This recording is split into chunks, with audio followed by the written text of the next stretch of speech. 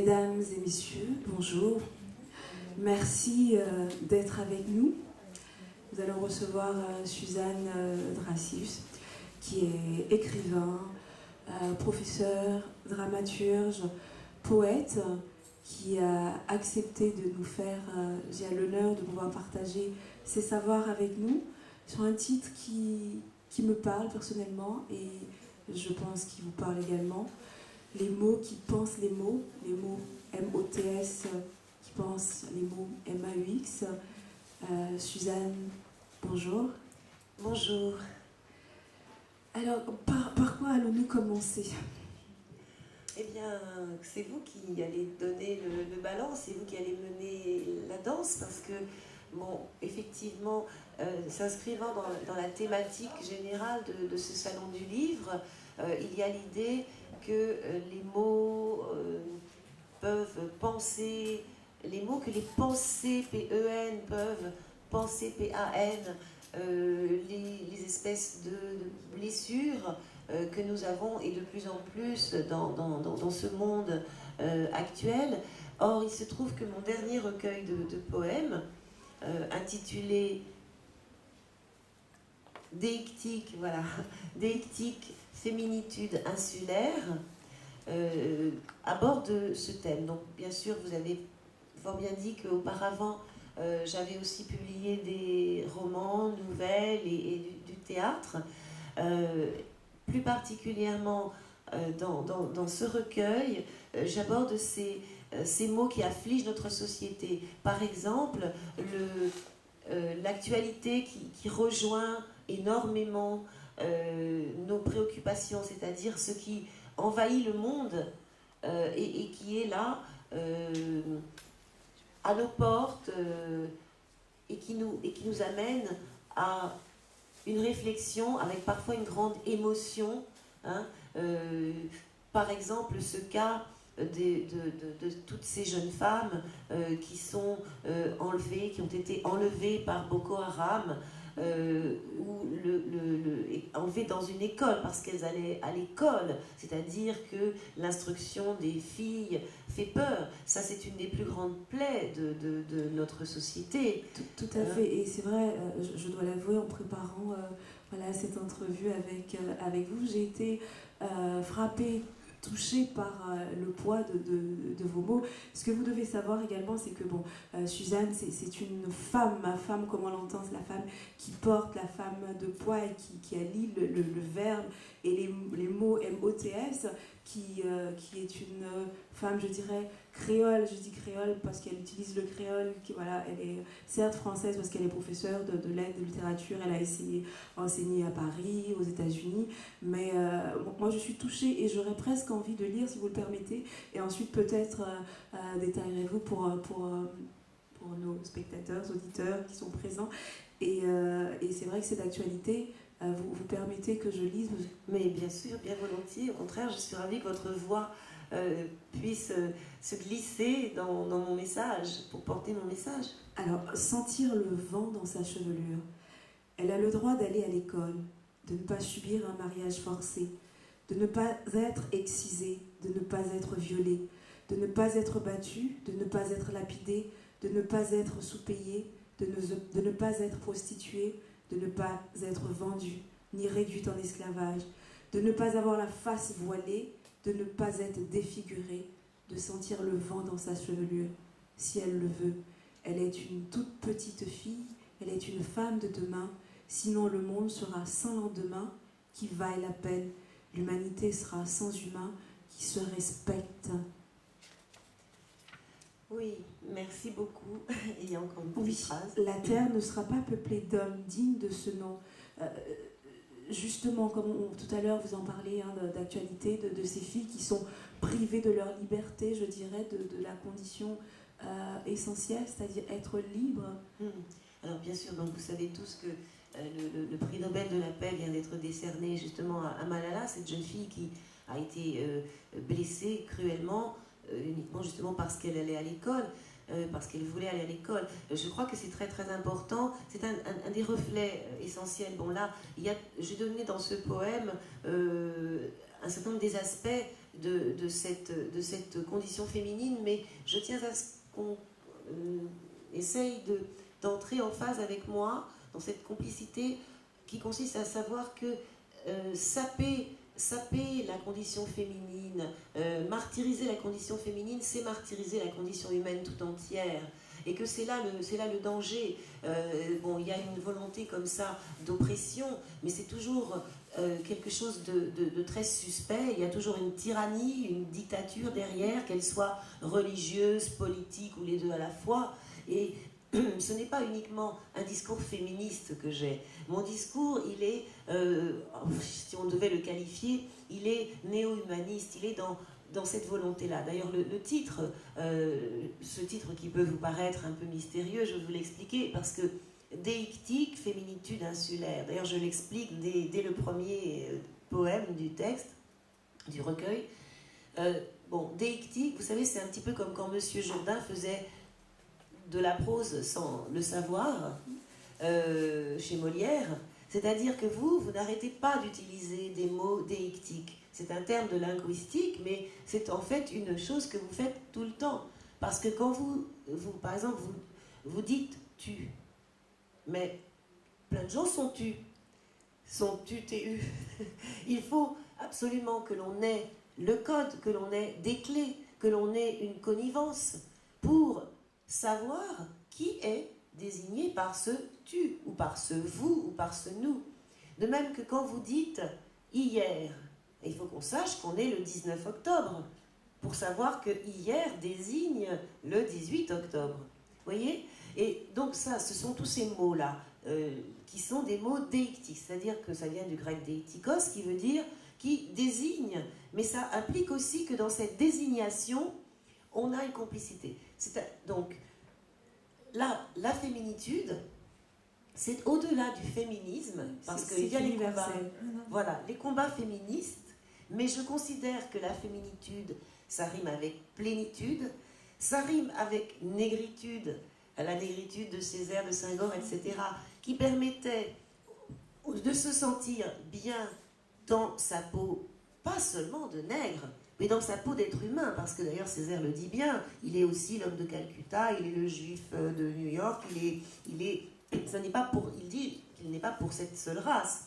Mais voilà, la femme, si elle arrive, en étant passée bien sûr par tous les acquis hyper importants du féminisme, mais si elle arrive à cet idéal de féminitude, eh bien, ça fera du bien aux hommes aussi, ça fera du bien à l'humanité entière. C'est mon côté peut-être un peu utopique. Mais alors, c'est ça que je donne à travers mes livres, pas seulement à travers ce recueil de poésie, mais aussi à travers mes romans, mes nouvelles. Je donne comme des espèces de recettes. Comme d'ailleurs, je donne des recettes pour vaincre le racisme. Alors, je ne sais pas si vous avez eu le temps de lire ce texte. Bon, c'était venu parce qu'il y avait un magazine Témoignages chrétiens, qui est un magazine donc ici de l'Hexagone, qui faisait un dossier sur le thème du racisme et qui posait à divers écrivains la question « La France est-elle un pays raciste ?» Alors j'avais répondu à l'interview en développant cette métaphore. Le racisme est soluble dans l'encre noire, comme dans une formule chimique. On va dissoudre le racisme justement par les mots, et c'est toujours cette idée des mots qui vont penser les mots, parce que parmi les différents mots de notre société, et qui deviennent de plus en plus aiguisés, aigus, aujourd'hui, il y a ce racisme absolument féroce. Et donc je file la métaphore, parce qu'après le racisme est aussi soluble dans l'autre boudin, c'est-à-dire que quand on partage le boudin créole, la convivialité, quand on apprend à se connaître dans ces différences, ça se dilue. Le racisme est soluble dans le bouillon de culture, parce que plus on est cultivé, moins on est ignorant, plus on lutte contre l'obscurantisme, plus on lit, plus on voyage, plus on se met au courant des choses, et plus on essaye de comprendre les choses, moins on est raciste aussi, et etc. etc. Comment arrive-t-on à coucher les mots MOTS pour penser les mots MAUX? Parce qu'il nous arrive, je pense, je ne parle pas forcément pour moi, il nous arrive d'avoir quelques souffrances, des souffrances qui nous sommes personnel et qu'on n'arrive pas forcément à coucher sur papier.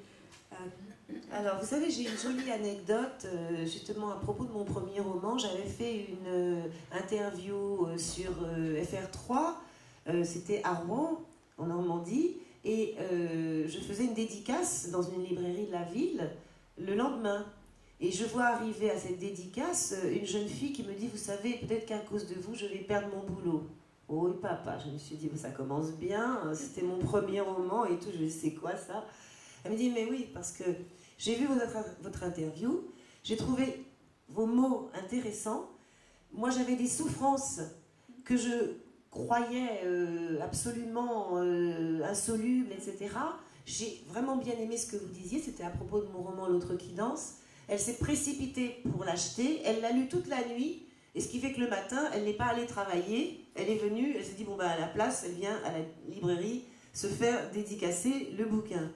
Et bon, alors après, rassurez-vous, alors je lui ai dit, je vous en supplie, tenez-moi au courant. Bon, après, ça s'est bien arrangé, elle n'a pas perdu son travail. Bon, mais j'aime bien cette anecdote parce que ce qui m'a émue, c'est que cette jeune femme me dise qu'elle avait des douleurs morales qui étaient presque aussi pénibles que si elle avait été blessée, que si elle avait des plaies dans son univers. Parce que c'était une jeune fille métisse qui vivait comme ça à Rouen et qui avait toutes ces questions d'identité qu'elle se posait, ces relations entre la tradition et la modernité. Et ce n'est pas uniquement dans le métissage qu'on peut le vivre, parce que j'en ai une autre aussi, une autre anecdote du même type. Quand j'ai enseigné aux États-Unis, donc j'enseignais, bon là j'avais fini d'enseigner les autres, d'être prof, et j'enseignais mes propres œuvres. Et donc les étudiants ensuite passaient leur examen, bon il y avait leur professeur parce que j'étais reçue comme ça en visiting professor, et donc il y en a une qui en faisant son exposé justement elle parlait de L'autre qui danse aussi, de ce roman, elle disait, moi, bon, c'était une américaine blanche, complètement, elle disait qu'elle avait vécu aussi ce sentiment d'avoir du mal à vivre sa différence, et vivre ses différences comme des petites blessures, des égratignures, qui parfois sont terriblement difficiles à guérir. Quand elle était venue en France, précisément, parce que c'était une étudiante de français, donc elle avait acquis à ce moment-là un très haut niveau, mais quand elle était beaucoup plus jeune et qu'elle était loin de son Amérique natale, elle avait ressenti des sentiments identiques, parce qu'elle se retrouvait dans la vieille Europe, et Dieu sait si, vous savez, pour les Américains qui n'ont pas de Moyen-Âge, on s'en souvient jamais, on s'en souvient pas assez souvent, les Américains n'ont pas de Moyen-Âge, ils n'ont pas d'Antiquité, sauf bon, les vestiges indiens, mais eux, bon, ils ont tous, leur passé est en Europe, leurs racines sont en Europe ou ailleurs, mais bon, pour ce qui est des Américains blancs, c'est ça. Mais en même temps, elle se retrouvait dans cette vieille Europe à laquelle elle était étrangère. C'était à la fois ses racines, et ce n'était pas ses racines. Vous voyez? Et quand elle a lu L'autre qui danse, elle a eu cette impression, parce que le thème de L'autre qui danse, c'est que vous avez l'une qui, dans cette quête d'identité, se prend les pieds dans ses racines, et l'autre qui danse. Vous avez deux sœurs qui ont donc les mêmes parents, le même passé, mais il y en a une qui arrive justement à trouver les mots, les activités, les formulations pour s'arranger avec son passé. Alors il y en a plusieurs. Bon, moi je donne des recettes un peu comme si c'était presque des recettes de cuisine ou presque des prescriptions médicales. Bon, il y a mille et une façons, et en particulier interroger le passé, mais justement pour mieux y voir dans son avenir. Je crois que c'est très important, et comme disait Alexandre Dumas, qui est aussi un cousin d'Haïti, le plus grand écrivain français, je tiens à le souligner, d'ailleurs je lui consacre toute une nouvelle dans Rue Monte-au-Ciel. Eh bien, l'histoire avec un grand H, c'est un clou auquel j'accroche mes histoires familiales, mes histoires personnelles. En effet, bon, par exemple, dans Rue Monte-au-Ciel, je parle de cette chose qui m'a vraiment outrée, c'est que les personnages de romans les plus connus du monde entier, plus que Jésus, plus que Don Quichotte, ce sont les 3 mousquetaires. C'est-à-dire que c'est un nègre, enfin, un métis. Mais vous savez, à partir du moment où on dit qu'on va stigmatiser les nègres, qu'on va les réduire en esclavage, tout métis, digne de ce nom, est nègre. Hein? Moi, je suis nègre. Si il s'agit d'être oppressé, opprimé, d'être réduite en esclavage, je suis nègre. Je ne vais mettre en avant mon métissage que dans le bon côté, et pas en me désolidarisant de mon sang nègre. D'ailleurs, Dumas le disait aussi, hein, il écrit dans ses mémoires que parfois il se dit que ce qu'il a de mieux en lui, c'est sa part nègre. Bon, c'est peut-être un peu excessif, mais bon, tout ça pour dire qu'on ne renie pas. Hein. Quand on est métis, on est souvent accusé de renier, mais non, on ne renie pas. Et donc, ça m'a souvent révolté, et c'est pour ça que j'ai imaginé une histoire que je ne vous raconterai pas, vous n'avez qu'à lire Rue Monte au ciel, une histoire où justement je vais réhabiliter cette image de l'Alexandre Dumas métisse. Parce qu'on sait que c'est un grand écrivain français, mais peu de gens savent son origine. Qu'il avait les cheveux encore plus crépus que les miens, et que c'était un descendant d'une femme esclave, hein, dont il porte le nom d'ailleurs, Dumas, et le nom de cette femme esclave qu'il a tenu à porter pour son pseudonyme.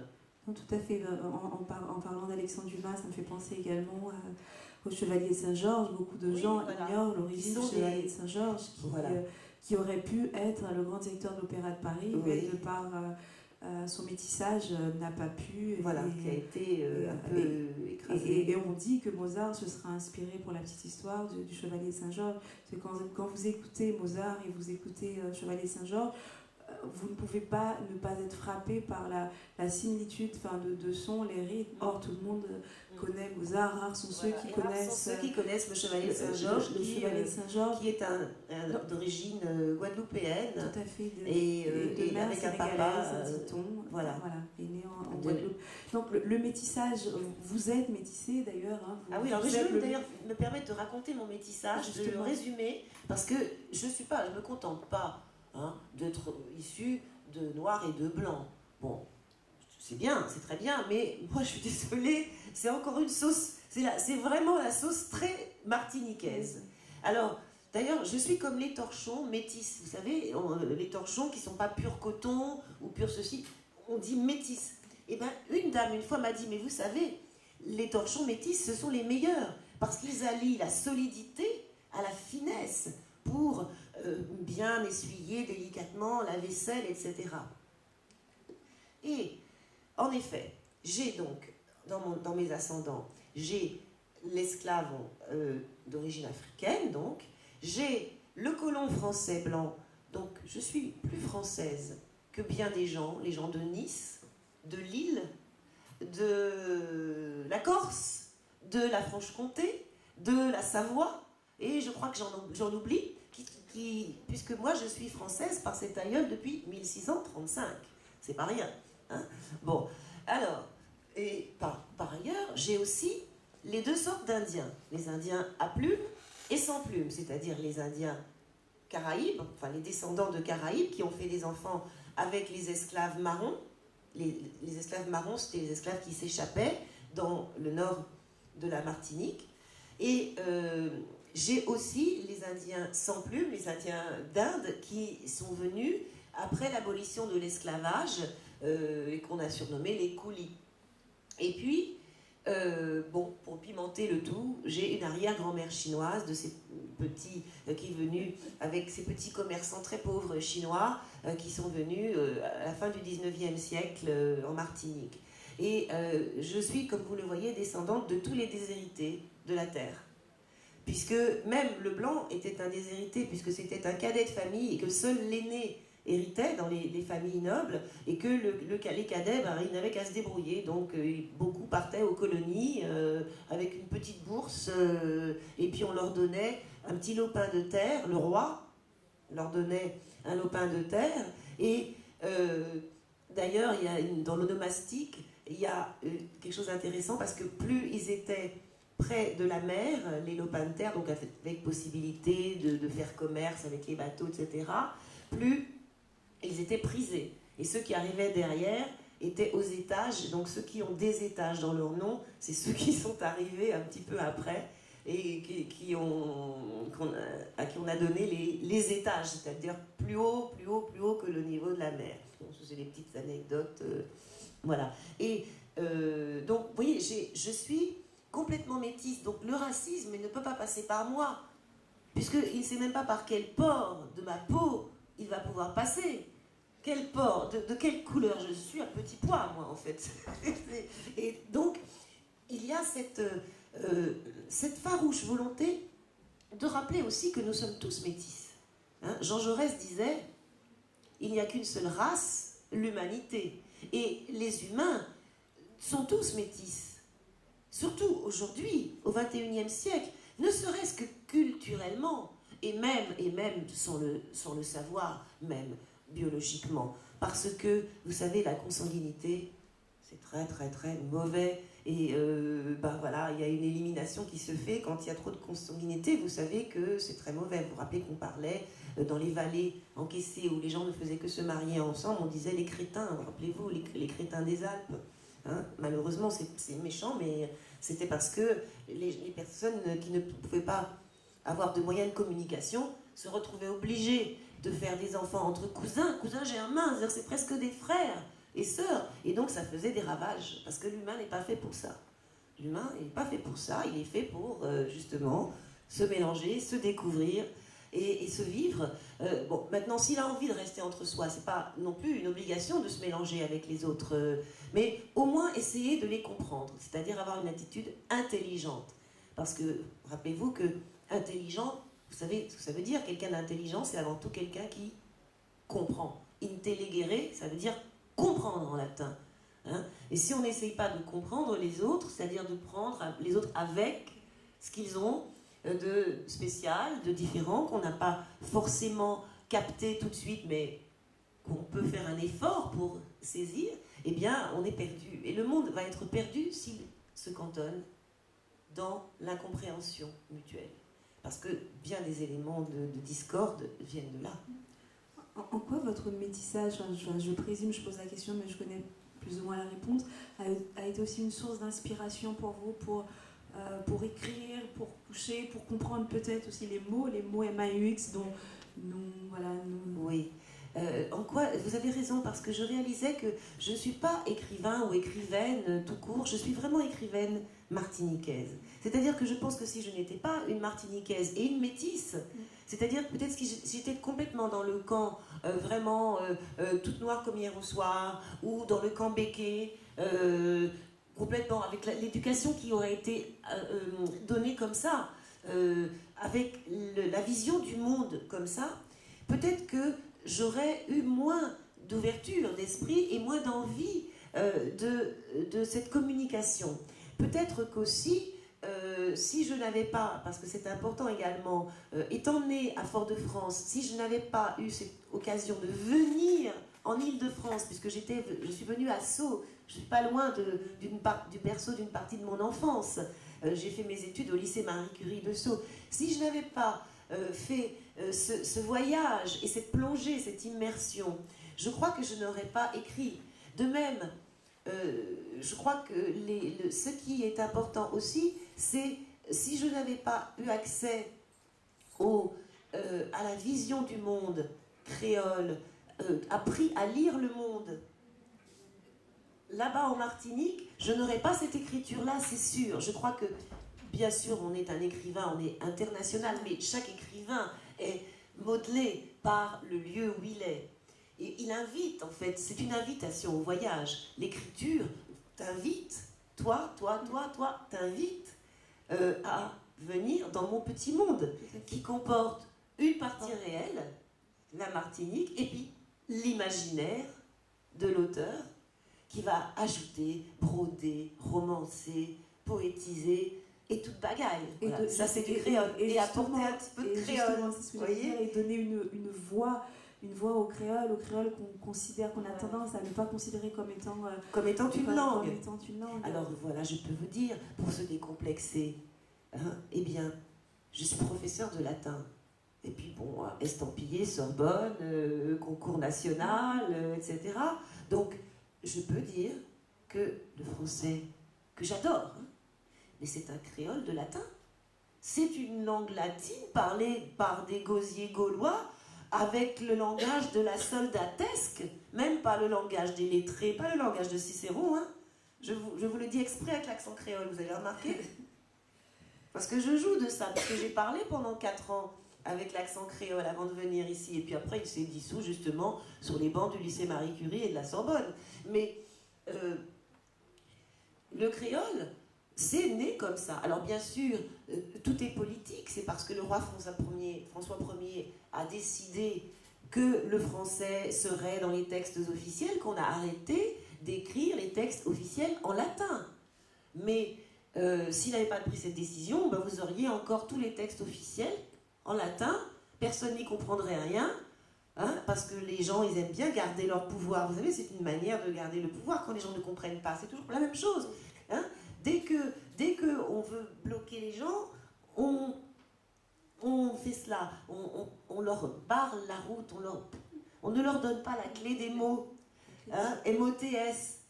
Eh bien, voilà, moi j'essaye de partager ça, parce que c'est vraiment par les mots que je m'en suis sortie des souffrances.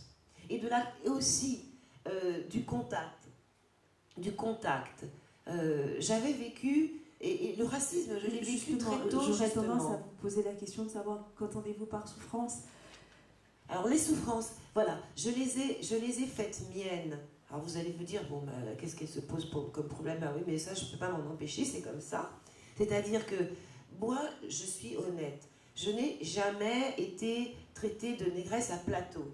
Mais j'ai entendu, dans la cour de récréation, j'ai entendu des petites filles noires se faire traiter de négresse à plateau. Je vous signale que, alors je suis allée, j'ai demandé qu'est-ce que c'est. Les négresses à plateau, c'est une vraie ethnie en Afrique qui se met des plateaux, vous savez, sur la lèvre, vous pouvez aller regarder sur Internet. Bon, mais quand, dans une cour de récréation à Sceaux, dans les années 60, une enfant sort ça, elle ne peut pas l'inventer. Donc c'est que dans sa famille, elle a entendu parler de négresse à plateau. C'est que le racisme a été enseigné. Bon, on n'a pas fait une leçon en disant « tu seras raciste mon enfant », mais on a tenu un langage méprisant qui a été intégré par l'enfant et l'enfant a sorti cette insulte.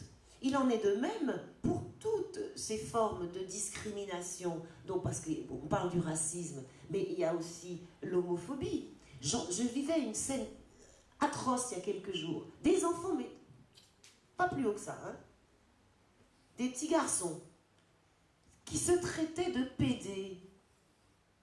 Mais je les ai arrêtés, je leur ai dit, mais il y en avait un qui traitait l'autre de pédé. Et je lui ai dit, mais attends, qu'est-ce que tu fais là? Ils s'insultaient, alors il y avait plusieurs mots atroces, insultes, et puis à un moment, non, le leitmotiv c'était ça. Alors je lui ai dit, mais qu'est-ce que ça veut dire? Il me dit, je sais pas. Mais en tout cas, je sais que c'est méchant. Je veux lui en envoyer, je veux lui en mettre plein, je veux l'impressionner, Donc voilà. Le gamin ne savait même pas ce que ça voulait dire, mais il le lançait parce que il avait entendu. Alors je lui dis, où t'as entendu ça? Alors bien sûr, il savait pas où il l'avait entendu en tout cas. Et il savait, alors voilà, parce que les enfants, ils sont... Bon, surtout qu'il n'avait pas l'air idiot. Ils sentent les choses, ils savaient que c'était méchant. Et donc il voulait faire mal à l'autre, et il lui sortait ça.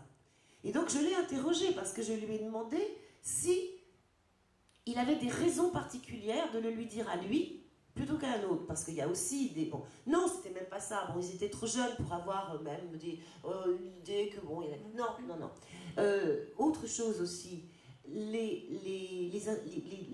problème en France de l'immigration. Quand on voit des gens qui sont d'origine italienne, hein, quand j'entends quelqu'un, il a un patronyme, il est français, hein, mais il a un patronyme italien, ou un patronyme espagnol, ou polonais, hein, et qu'il est amnésique. Il a oublié que ses ancêtres ont subi, quand ils sont arrivés de Pologne, d'Italie, ou d'Espagne, ou du Portugal, il a oublié qu'ils ont été très très victimes du racisme, et pourtant ils étaient blancs aussi, et ils étaient même catholiques aussi. Il n'y avait même pas de différence de religion. Ils étaient très catholiques, les Polonais, et ils étaient très catholiques, les Italiens, les Espagnols, les Portugais. Et pourtant, Je ne sais pas si vous avez lu par exemple les livres de Cavana. Cavana qui était comme ça, un fils d'immigrés italiens. Il en a entendu, mais de toutes les couleurs, il en a subi. Et aujourd'hui, vous avez des gens qui sont des descendants de ces-là, qui sont français, avec des patronymes exotiques, comme dirait Le Pen justement, mais pas si exotiques. C'est l'Europe, c'est le christianisme, et à l'intérieur de ça, les gens, ils sont capables aujourd'hui d'être racistes, alors anti-arabes ou anti-noirs, ou bon, il y a toutes les variantes. Mais ça, c'est parce que les gens, ils sont amnésiques. C'est pourquoi je pratique, moi, l'anamnésie, le contraire de l'oubli. J'essaie de rappeler les choses, parce que c'est quand on se rappelle les choses qu'on évite de commettre des crimes. Que dire, l'oubli. Je ne sais pas si dans l'Assemblée vous souhaitez éventuellement poser des questions à Madame Brassus sur les mots MOTS, les mots MAUX, sur le fait de les penser, PEN-SER et Il y aurait tant à dire, effectivement, mais alors peut-être avez-vous envie de réagir? Non? Je voulais dire qu'énormément d'insultes, il se trouve que je travaille assez souvent dans des écoles, et beaucoup d'insultes sont liées à la sexualité, mais les enfants ne savent généralement pas ce qu'ils disent. Quand ils appellent fils de pute, ils ne savent pas ce qu'ils disent. Bon, c'est souvent lié à la sexualité ou alors à des pouvoirs. Par exemple, nous, on a une insulte en créole qui est « kouni à maman ». Alors celle-là, d'ailleurs, elle est guadeloupéenne, parce qu'il y a des petites variantes entre les différents créoles. « Kouni à maman ». Et vous savez ce que ça veut dire? Ça veut dire le cou nu de ta mère. Le cou nu de ta mère. Mais, vous allez vous dire, mais pourquoi? Eh bien parce que les esclaves n'avaient pas le droit de posséder des bijoux, puisqu'elles ne se possédaient pas elles-mêmes.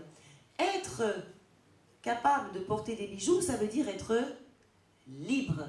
Donc c'est pour ça que vous verrez, vous remarquerez que les femmes antillaises aiment bien porter des bijoux, mais c'est parce que c'est aussi culturel, ce n'est pas seulement par esthétique, c'est aussi parce que c'est le lot des affranchis que de posséder de l'or.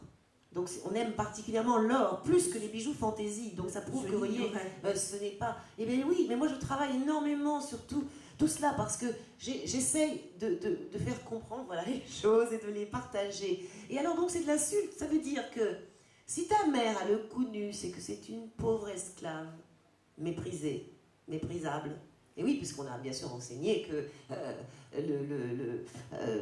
le bas du bas du bas, c'est l'esclave, forcément, dans cette société-là, qui avait ce clivage, et ça perdure. C'est une des séquelles de l'esclavage qu'on retrouve en Guadeloupe. Et par contre, bien évidemment, il y a aussi, alors en parallèle, parce que c'est ça qui est mignon, c'est que l'insulte aussi sexuelle avec le sexe de la mère, c'est coucou de maman, en créole martiniquais. Et les deux se ressemblent, mais là ça veut dire le sexe de ta mère, puisque coucoune, eh bien, ça vient du latin cuneus, qui se traduit en français le con. Vous savez que le con, C-O-N, ça veut dire le sexe de la femme. Malheureusement, ça s'est transformé justement en insulte, mais c'est une insulte sexuelle. C'est pour ça que d'ailleurs vous avez des associations féministes qui ne supportent plus qu'on dise con, déconner, etc. Parce que en fait c'est une manifestation terrible quand vous dites un con finalement, et que bon, alors bien sûr on est obligé de le dire, enfin on n'est pas obligé d'ailleurs parce que c'est pas bien, c'est pas gentil. Mais je veux dire, on oublie que ça veut dire sexe de la femme. Tu traites la personne de sexe de la femme, mais comme une injure.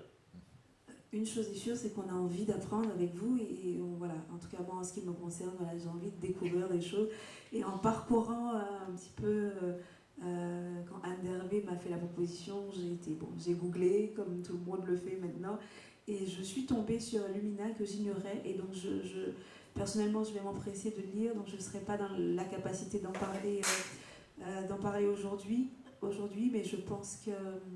Alors, en fait, Lumina, j'en dis deux mots. C'est Lumina Sophie, dite Surprise, qui est un personnage réel, qui a vécu en 1870 et qui a mené une insurrection.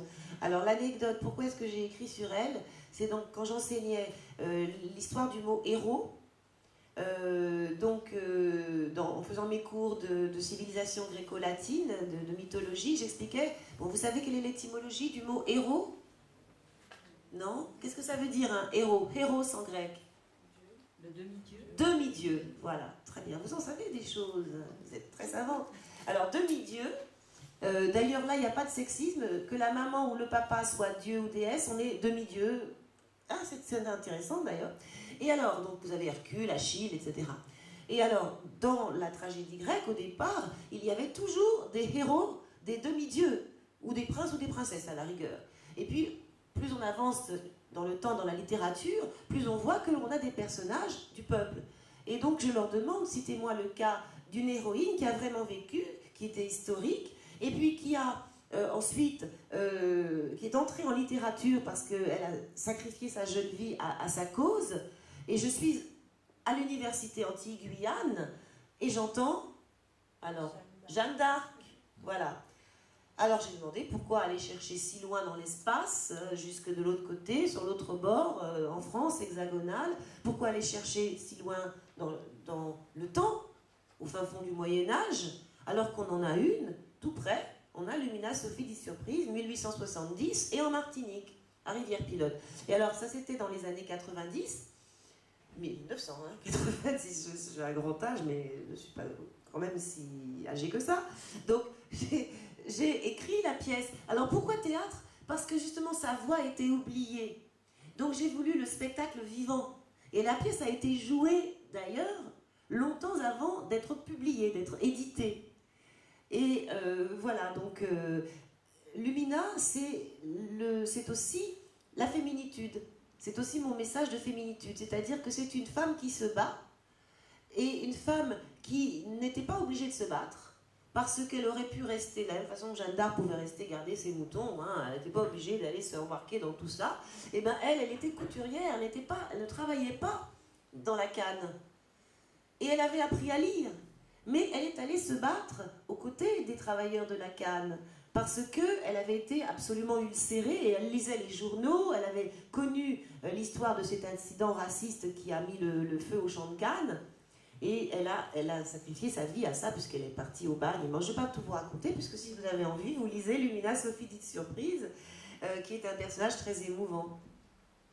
Et alors, j'ai oublié de dire quand même quelque chose, mais vous avez dû vous en douter, c'est que je parle de choses graves, mais mon écriture et mes livres sont comme moi, ils sont métis, c'est-à-dire qu'ils sont ni tout blanc, ni tout noir, ni tout jaune, ni tout rouge, ni tout à petits pois, et ils sont vraiment... parfois grave, parfois distancié, ironique, avec de l'humour, etc. Parce que ça, je considère que c'est très important. La lecture, je l'adore. J'ai demandé à apprendre à lire à l'âge de 2 ans. Mais par contre, un livre a le droit d'être ennuyeux et le lecteur a le droit de le trouver ennuyeux. Donc moi, je donne une chance au livre jusqu'à la page 21. Parce que je suis née le 21 août, donc j'ai pris au hasard comme ça. Et puis après, comme on dit en créole, donc échapper. Je m'échappe. Si le livre n'a pas réussi à m'accrocher au-delà de la page 21, je lui donne une deuxième chance. Je vais regarder au milieu. J'ouvre au milieu. Bon. Si là rien ne m'accroche, je donne une dernière chance. Je regarde la clausule, la dernière phrase. Et puis si c'est pas bon, alors là je dis non, tant pis pour toi, parce qu'il y a tellement de livres, tellement de bons livres. C'est pour ça que je vais vous donner un conseil. Je vous vois dans les salons du livre. Vous êtes tous là comme ça. C'est pas la 4e de couverture qu'il faut lire. Je vous conseille ça. L'incipit, c'est-à-dire les premières lignes. Hein, les premières lignes. Bon, peut-être que ça... Le milieu et la fin. Si vous êtes accroché par les 3, c'est que le livre va vous plaire. La 4e de couverture, qu'est-ce qu'il écrit? C'est l'éditeur. Qu'est-ce qu'il fait? Il vend. C'est comme quand vous êtes au supermarché et qu'on vous dit « le meilleur machin ». Qu'est-ce qui vous le prouve? Après, vous allez peut-être ouvrir le sachet et quand vous aurez goûté, vous allez vous dire oh, « c'était pas le meilleur, j'aurais dû reprendre la même marque que la dernière fois ». Mais vous êtes arrivé, on vous a dit, on vous a écrit « nouveau, machin, promotion, bidule ». Mais l'éditeur, c'est ce qu'il fait, hein, il écrit ses affaires, hein, il fait ses affaires. Donc c'est pas ça qu'il faut regarder. Alors, vous pouvez le regarder, mais brièvement. Mais moi, je vous conseille surtout de lire, alors, les incipits en plus, les débuts de livres, de romans, de tout. Là, vous voyez une patte. Là, vous voyez qui écrit, pourquoi il écrit, et s'il écrit pour vous. Et si vous pouvez aimer. Déjà, là, vous le savez. Et encore, vous lui laissez des chances après. Merci du conseil. Voilà. Toujours pas. Bon, bah écoutez, on va vous libérer parce que bon, on a commencé en retard, mais on a fini bien. Je crois que là, on vous a bien retenu au-delà de toute espérance. Et je vous remercie, même peu nombreux. Mais vous savez, je ne suis pas dans le quantitatif. Je suis dans le qualitatif. Et là, vous l'avez prouvé parce que vous étiez très attentifs. Bon, je sais que les deux personnes là qui étaient venues m'écouter, elles avaient affaire et elles se sont éclipsées. On leur pardonne aussi. Et ça, je tiens à vous dire que ça, c'est réchauffant. Et en tout cas, merci aussi. Non, c'est moi qui remercie Anne d'Hervé avant de vous remercier. Parce que du coup, ça m'a donné envie de vous découvrir et d'apprendre. Et c'est vrai qu'on ne finit jamais d'apprendre. Il y a pléthore d'écrivains. On passe, je dis pour ma part, je passe d'un sujet à un autre, de la philosophie à l'histoire. En feuilletant votre parcours, j'ai envie de vous découvrir, j'ai envie d'apprendre. Et donc, merci à vous.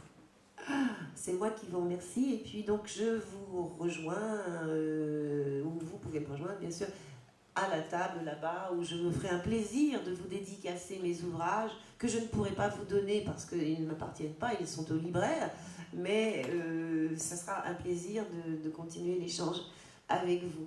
Et encore 1000 fois merci.